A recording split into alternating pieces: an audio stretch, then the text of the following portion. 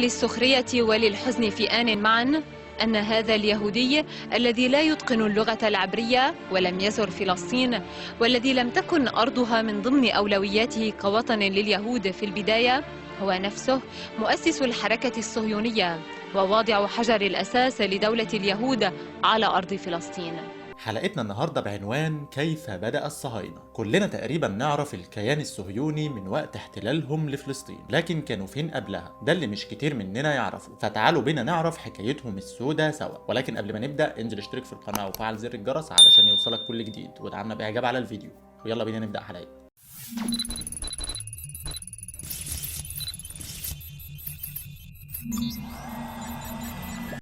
هنبدأ الحكاية من مكان وجودهم دلوقتي، وهو فلسطين أو كنعان. وكنعان ده هو الاسم الأصلي للأرض. في سنة 3000 قبل الميلاد اتحرك مجموعة من العرب من شبه الجزيرة العربية لأرض تربتها خصبة ومناخها معتدل، وسكنوها واتسمت كنعان نسبة له. وهنا بيجي السؤال البديهي في ذهننا: هل أول من سكن الأرض كان العرب؟ الإجابة أيوة. وأي ادعاءات من اليهود بأن الأرض تاريخيا ودينيا ملكهم فده مش حقيقي. بعد حوالي 1000 سنة من تاريخ وصول الكنعانيين للأرض اتولد سيدنا إبراهيم ببابل في العراق، وبعدها اتنقل يعيش في فلسطين. ومن نسل سيدنا إبراهيم كان سيدنا يعقوب اللي اتلقب بإسرائيل، وانتسب ليه بني إسرائيل اللي هم اليهود. وبكده أظن الأمور وضحت وليه الإسرائيليين بيقولوا إن الأرض ملكهم دينيا. عاش اليهود مع الكنعانيين أصحاب الأرض فترة في أرض فلسطين، لحد ما جه الرومان واحتلوا الأرض سنة 64 قبل الميلاد، وطردوا منها اليهود ومنعوهم من زيارة بيت المقدس. ومن الوقت ده بقوا متشردين في دول الأرض زي المجر وبريطانيا والبرتغال. الحقيقة إن اليهود ما كانش مرحب بيهم في أي دولة راحوا لها، ودايما كانوا بيطردوا منها، وده لسببين.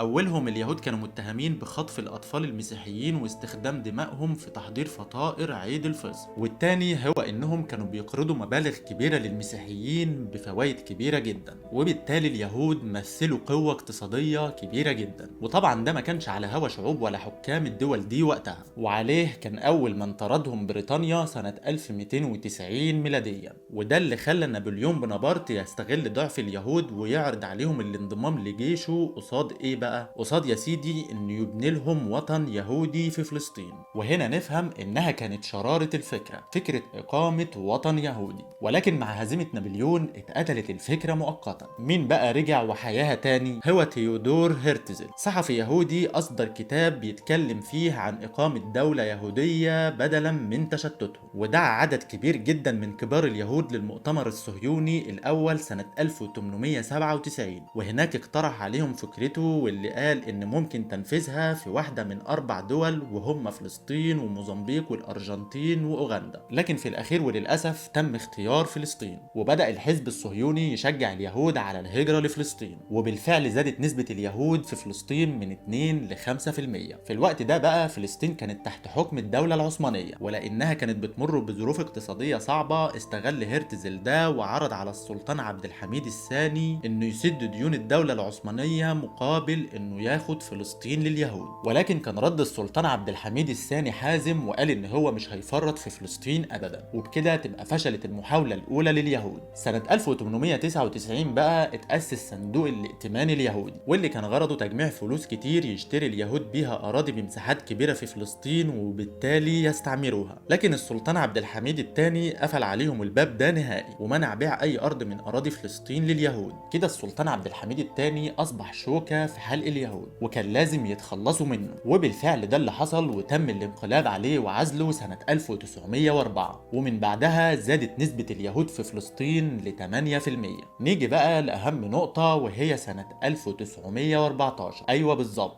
الحرب العالمية الأولى، واللي تم فيها اتفاق، وهو إن اليهود يستغلوا ثرواتهم وأموالهم الموجودة في أمريكا ويقنعوا أمريكا تدخل الحرب مع بريطانيا مقابل إن بريطانيا تعطيها فلسطين. وبالفعل بعد دخول أمريكا الحرب مع بريطانيا وانتصارهم على الدولة العثمانية، وعد بلفور اليهود إنه هيديهم فلسطين، واتشهر الوعد ده بإنه وعد من لا يملك لمن لا يستحق. وتنفيذا للوعد ده سهلت بريطانيا دخول اليهود لفلسطين لحد ما وصلوا سنة 1916 ل 12%. بعد حوالي 5 سنين وتحديدا سنة 1921 زادت قوة اليهود في فلسطين بفضل بريطانيا لدرجة انهم كونوا ميليشيات بدأت تهاجم الفلسطينيين، واللي بالمناسبة الميليشيات دي هتبقى حجر الأساس لتكوين الجيش الصهيوني بعدين. كده اليهود مخططهم ماشي سليم، وعلشان يلفتوا أنظار العالم ليهم بدأوا يعملوا مظاهرات من داخل فلسطين يطالبوا بحقوقهم، وأولها هو حائط البراك، وكان ده هو أول صدام حقيقي بين اليهود والفلسطينيين. وسنة 1937 شكلت بريطانيا لجنة من اللي اقترحت تقسيم فلسطين لدولة عربية ودولة يهودية، وإن القدس تفضل تحت الحماية البريطانية. وطبعا الفلسطينيين رفضوا ده تماما، وزادت ثورتهم ضد هجرة اليهود لأراضيهم. لكن قوة اليهود كانت زادت جدا، وبدأوا في مذابحهم للفلسطينيين، واللي كانت أشهرهم مذبحة دير ياسين. خرجت بريطانيا من فلسطين سنة 1947 وسابت حل مشكلة فلسطين لمنظمة الأمم المتحدة. المهم أصدرت الأمم المتحدة القرار رقم 181 اللي قسمت فيه فلسطين لدولة عربية ودولة يهودية، وتفضل القدس تحت الحماية الدولية. لكن رفض العرب والفلسطينيين القرار. استمر اليهود في زيادة أعدادهم، وفي سنة 1948 زادوا جدا لحد ما وصلوا ل 31% من إجمالي عدد السكان، وده على الرغم من إنهم ما قدروش يملكوا من الأرض غير 9% بس. وده يوضح لك إن الفلسطينيين ما باعوش أرضهم ولا حاجة زي ما بعض الناس بتقول، وحتى ال9% دول كانت أراضي بيملكها غير الفلسطينيين. وفي 14 مايو سنة 1948 بيعلن اليهود قيام دولة الاحتلال الإسرائيلي، وأول من اعترف بيها كان الاتحاد السوفيتي وأمريكا، وعليه قررت الدول العربية التصدي للميليشيات اليهودية في محاولة لاسترجاع فلسطين، فحرب اتعرفت بالنكبة. ولكن وللأسف خسر العرب وفلسطين بمؤامرة دولية، ونجح اليهود في السيطرة على حوالي 78% من مساحة فلسطين إلى يومنا هذا. الحقيقة أن فلسطين بالتاريخ هي أرض عربية من أكتر من 3000 سنة، وأي محاولة لتغيير ده فهو يعتبر تضليل. والفلسطينيين ما باعوش أرضهم زي ما بعض الناس بتقول ولا حاجة، وربنا ينصرهم ويرد الأرض لأصحابها.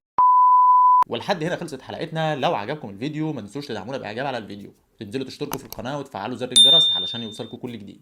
شكرا ليكم واشوفكم الحلقة الجاية.